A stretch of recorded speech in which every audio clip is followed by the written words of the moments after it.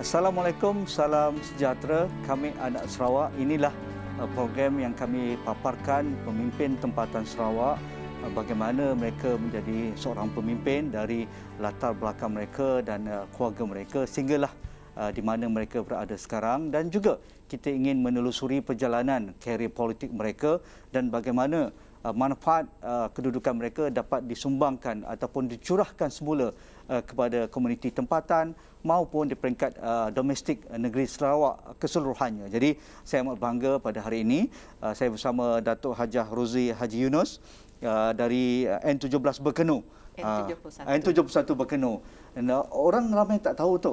Mungkin Datuk boleh ceritakan sedikit latar belakang Datuk Hajah Rozi ini dan dari mana asal kampung kalau N71 Berkenu ni.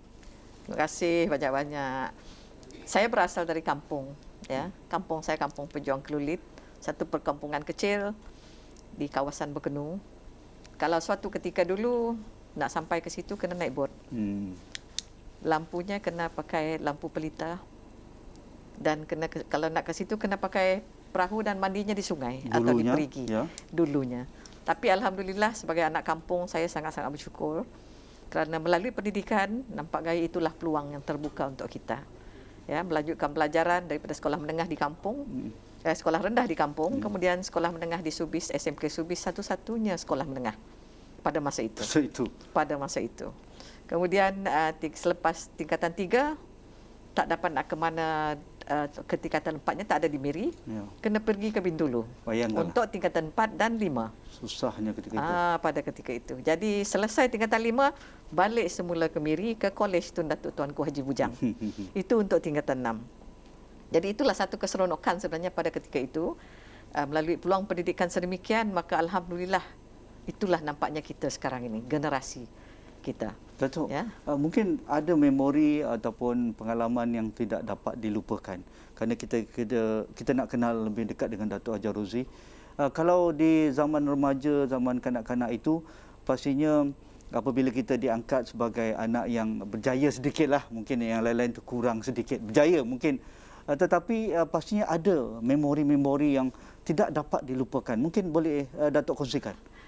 Banyak memori indah sebenarnya yang membawa kita orang kampung tu kan? Kita orang kampung dan yang membawa kepada tahap kita sekarang ini.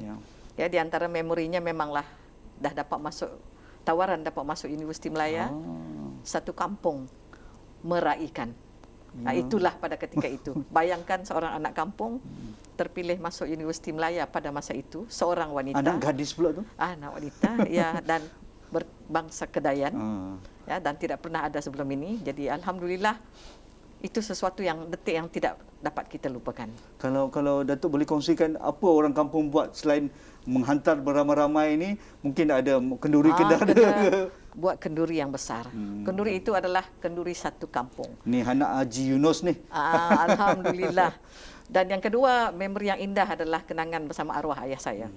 Pada ketika itu, tahulah majlis-majlis bergendang ni di mana-mana. Oh ya. Ya.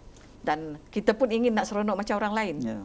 Jadi ayah saya pada ketika itu katanya, tak payahlah dulu sebab nak tingkatan 3, nak peperiksaan. Saya menangis macam apa sebab ingin nak pergi macam orang lain. Tapi itulah yang menyebabkan kejayaan saya selanjutnya yang tak boleh saya lupakan. Apa yang ayah kita katakan, janganlah berseronok-seronok pada ketika ini, peperiksaan akan datang, belajar dulu. Ya, InsyaAllah dia kata nanti kejayaan akan sampai pada kita. Dan bolehlah kita berseronok. Datuk ketika itu marah, kecewa saya kan? Kesal tak dapat seperti orang lain. Orang kampung bebas, nak pergi boleh. Saya tak boleh sebab saya masih belajar.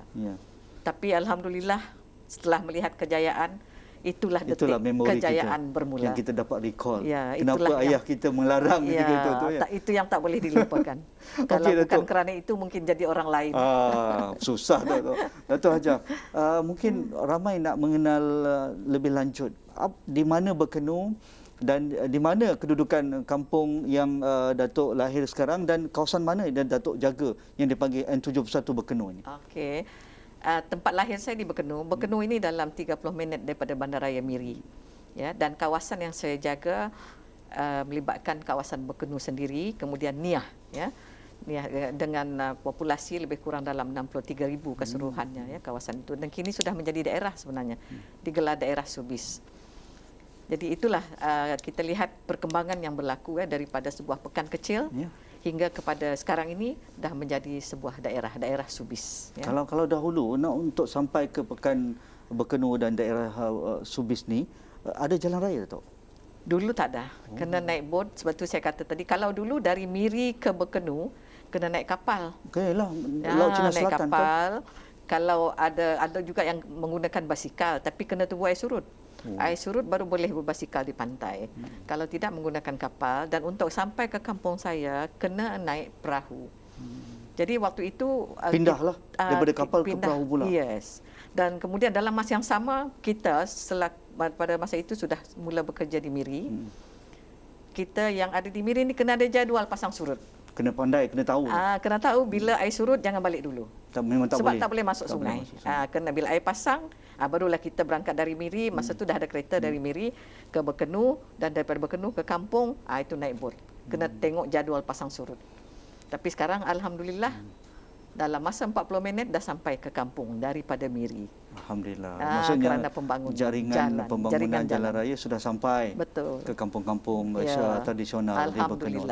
Datuk, mungkin ada sesuatu istimewanya di Bekenu yang ramai tak menyedari. Mungkin orang Sarawak pun tak tahu. Kalau saya tanya pun, apa ada di Sebuti ke di kawasan Bekenu? Boleh Datuk ceritakan, kongsikan pada kami. Banyak sebenarnya tempat-tempat menarik, termasuk tempat-tempat menarik. Satu daripadanya Gua Niah. Kita tahu Gua Niah memang ternama di seluruh dunia. Gua Niah tempat yang sangat penuh sejarah.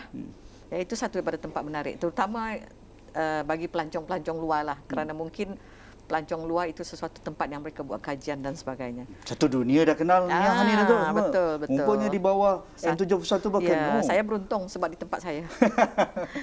Dan dalam masa yang sama kawasan kita banyak sungai.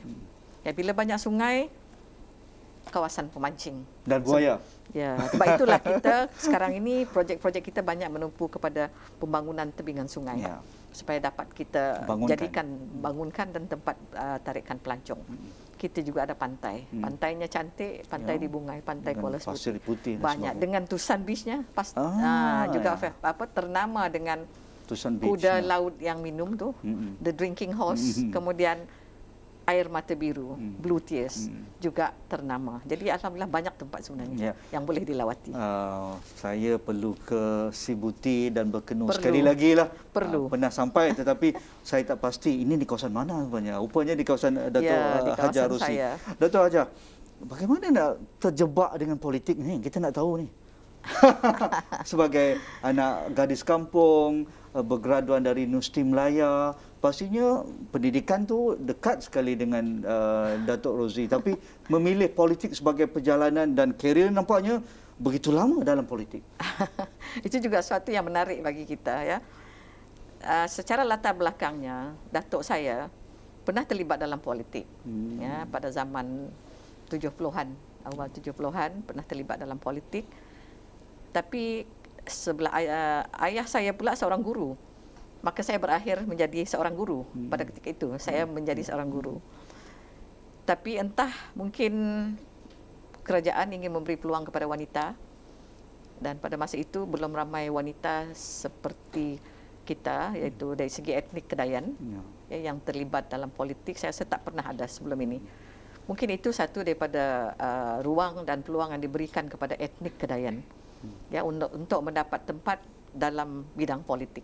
Jadi itulah satu permulaan apabila dilamar, kata dilamar, maukah nak berdiri untuk jadi wakil rakyat pada ketika itu, tahun 2006. Jadi kita akur pada peluang. Kalau ada peluang diberikan, kalau ada kepercayaan, kita akur. Siapa yang mencungkil bakat Datuk untuk menceburi bidang politik dan diberi peluang untuk bertanding pada 2006 itu? Pertama mungkin persekitaran, kerana kita banyak terlibat dengan masyarakat. Banyak terlibat dengan masyarakat, sudah biasa dengan ibu bapa, anak-anak sekolah. Jadi mungkin pendidik, itu. Saya seorang pendidik, pernah menjadi guru dan pernah menjadi pengetua di Sekolah Menengah Sains Miri. Itu stesen terakhir saya. Jadi masih ingat sukar ke nak ubah profession sebagai pendidik? Yalah, walaupun biasa dengan masyarakat, dengan ibu bapa, dengan sebenarnya pelajar, tidak jauh berbeza. Sebab di sekolah kita bersama murid-murid, pada masyarakat, di luar kita bersama masyarakat. Betul juga ya. Kalau di sekolah kita melihat tidak kekok lah Datuk ya. Tidak kekok. Kalau di sekolah kita melihat tingkap pecah, parit sumbat. Bila berada di politik, dalam bidang politik rumah lihat jalan raya. Itulah. Tak jauh perbezaan sebenarnya. Itu memberikan kita satu pengalaman yang baik. Adaptasi itu cepatlah. Cumanya masanya tidak sama lagi lah. Betul, alhamdulillah. Maksudnya kalau guru tu boleh sempat berehat sekejap lah lepas habis kelas. Ini tidak. Okey, Datuk Haji Rosli, kita nak rehat dahulu. Selepas ini kita nak cerita lebih serius lah. Sebagai Menteri Muda, sebagai yang terlibat melihat isu-isu wanita, keluarga, kanak-kanak dan pembangunan masyarakat dan kebajikan. Kerana dalam keadaan kita COVID sekarang, ramai yang terkesan, anak-anak kita yang tidak ke sekolah, ibu-ibu terpaksa tinggal lama di rumah, yang mungkin hilang punca pendapatan. Begitu juga kebajikan rakyat keseluruhan di negeri Sarawak ini yang terjejas. Jadi bagaimana Datuk mendekati mereka dan juga faham situasi ini dan apa yang Datuk lakukan. Kita rehat dahulu, jumpa lagi dalam Kami Anak Sarawak.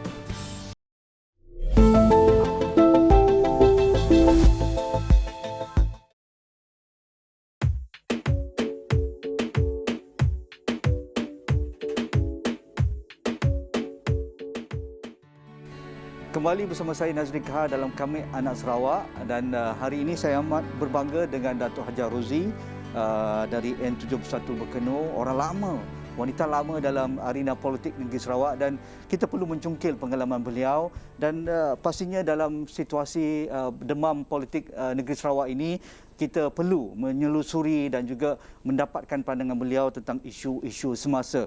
Mungkin Datuk Haji Rosli sebagai mantan Menteri Muda dalam portfolio Kabinet Kerajaan Negeri Sarawak, pastinya dekat dengan isu-isu keluarga, isu wanita, isu pembangunan kebajikan masyarakat dan kanak-kanak.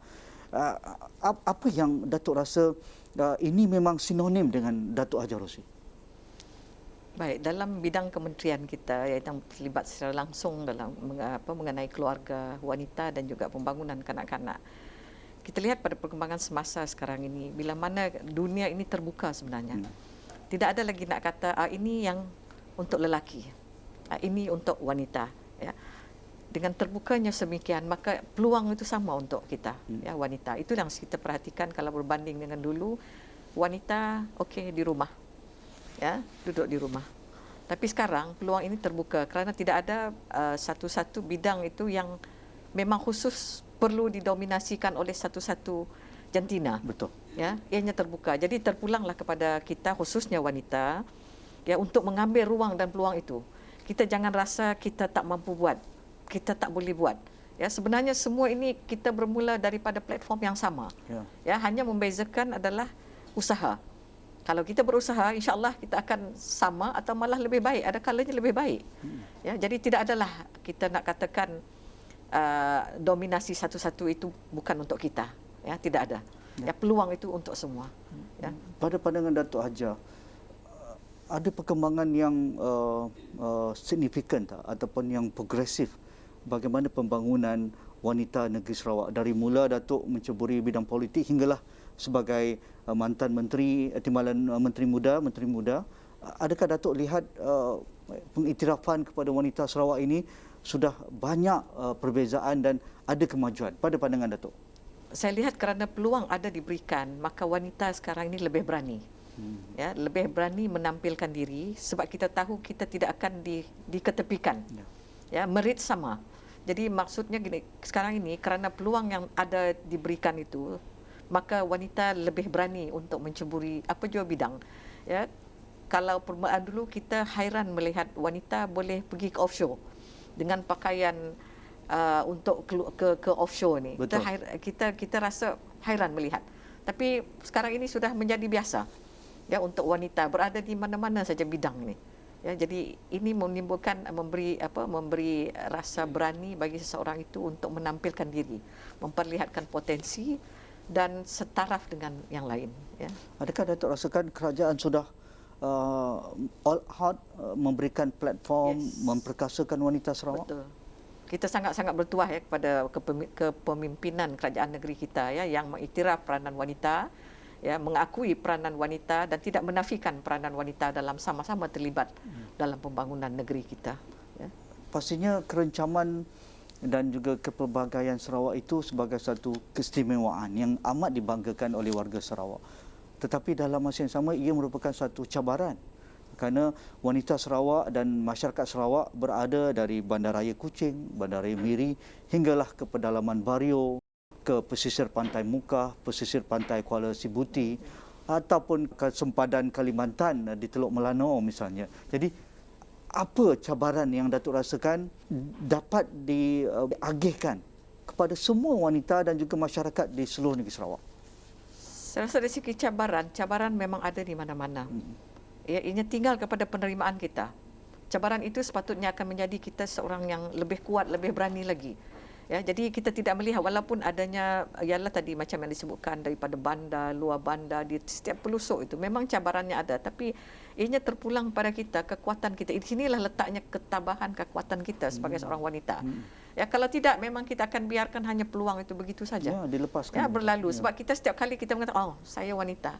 Oh, saya wanita, saya lemah, saya orang lemah dan sebagainya. Kalau itu prinsip dan cara gaya pembawaan kita, sampai bila pun kalau ada peluang pun diberikan, kita tidak akan maju. Jadi saya sangat bangga melihat wanita kita sekarang ini. Ya, seperti saya kata tadi, berani menampilkan diri, berani menerima cabaran. Kerana adakah itu kerana juga pendidikan yang mereka terima? Betul, melalui pendidikan. Ya. Banyak merubah hidup kita. Ya. Okey. Datuk, dalam 2 tahun ini pastinya Datuk melihat dengan dekat bagaimana kesan pandemik COVID-19 kepada masyarakat, isu-isu kebajikan, termasuk juga hal berkaitan kanak-kanak dan juga wanita. Kerana ini portfolio Datuk yang ditugaskan, diamanahkan. Jadi, apa yang kata pun Datuk terkesan apabila sepanjang 2 tahun ini, tetapi Datuk dengan rakan-rakan tim Kerajaan Negeri Sarawak turun padang melihat realiti bagaimana kesan pandemik COVID-19 kepada mereka?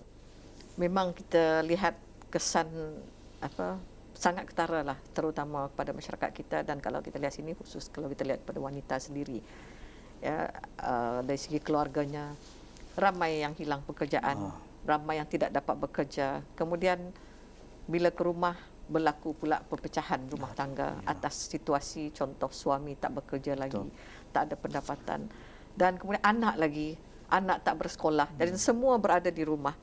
Jadi memang sangat difahami akan situasi demikian dan memang semua terkesan.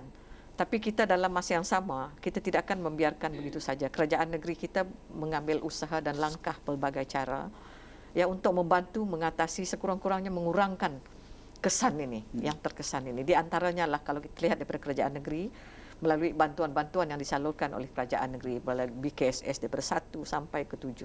Ya, itu contoh satu. Yang kedua untuk anak-anak kita di Taska Tadika. Kita tahu mereka banyak ketinggalan dan ini memerlukan catch up plan terutama bagi guru-guru yang berada di tingkat seterusnya. Contoh daripada Tadika ke tahun 1. Itu yang kritikal. Kritikal sebab anak-anak yang di Tadika ini ada di antaranya tidak sempat duduk dalam kelas. Betul. Untuk melalui zaman persekolahan awal. Jadi guru yang seterusnya apabila berada di tahun 1 perlu dapat menyesuaikan diri dan dapat membuat plan catch up plan. Ya, supaya anak-anak ini dapat berada di tahun yang sepatutnya. Bayangkan anak-anak tak kenal pun mungkin ABC, tapi sudah berada di tahun 1 kena bermula dengan ayat. Jadi ini yang memerlukan pemahaman dan kesediaan guru di setiap peringkat. Ya, sebab kita lihat kalau segi anak-anak kita peluang untuk berada dalam kelas bersosialisasi antara rakan ya tidak ada sebab tidak dapat dihantar ke sekolah kerana PKP dan sebagainya dan SOP sebagainya ya. Jadi mereka hanya berada di rumah dan bila di rumah pergaulan hanya terhad kepada keluarga sendiri.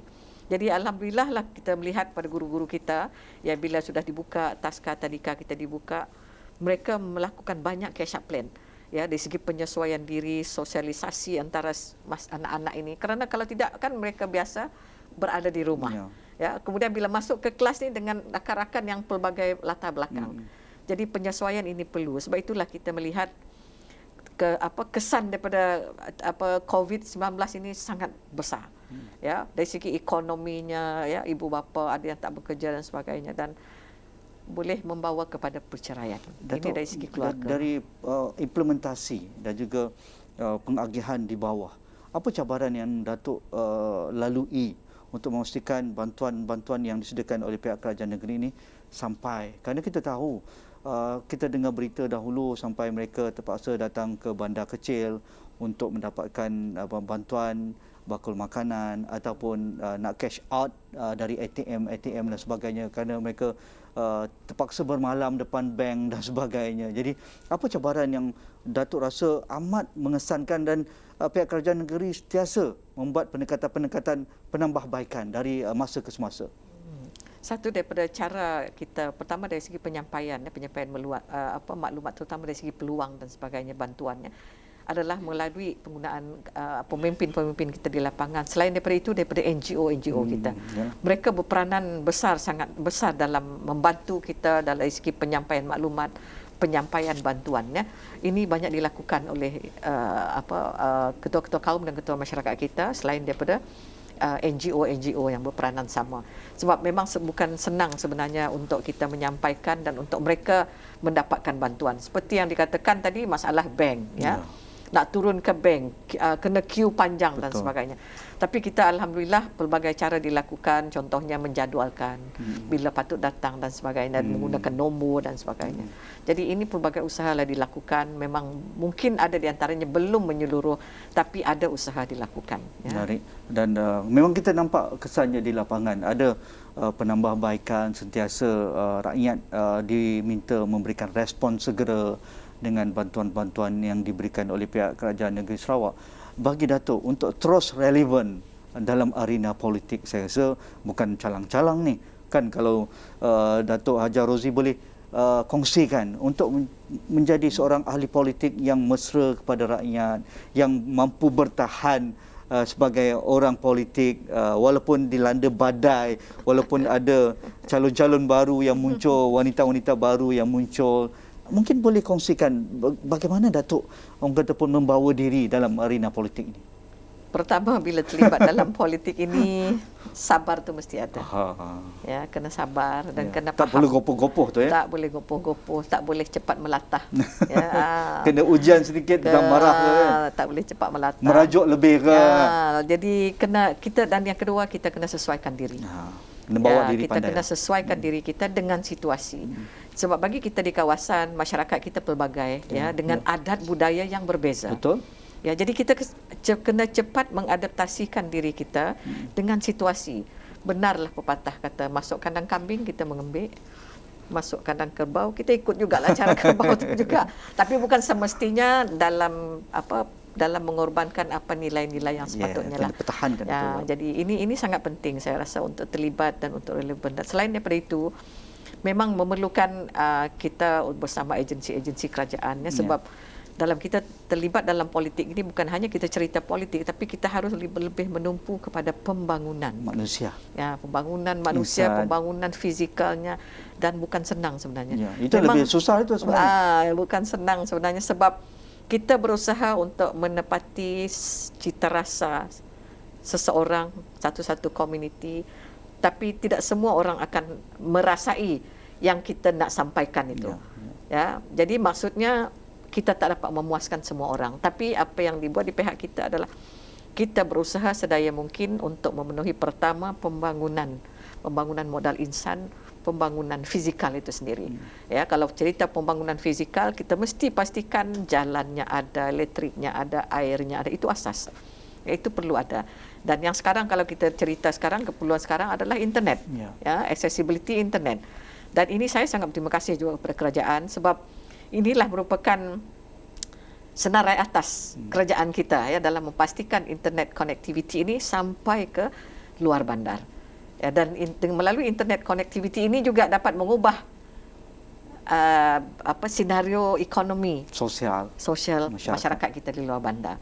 Sekarang berniaga di kampung tak pakai cakap-cakap lagi. Betul. Pakai handphone semua. Jadi itu nampak satu juga kesan. Dan ini mungkin satu daripada hikmah di sebalik COVID-19. Ya, kerana COVID tak boleh berjalan, tak boleh keluar, maka melalui online. Bisnes online sekarang ini.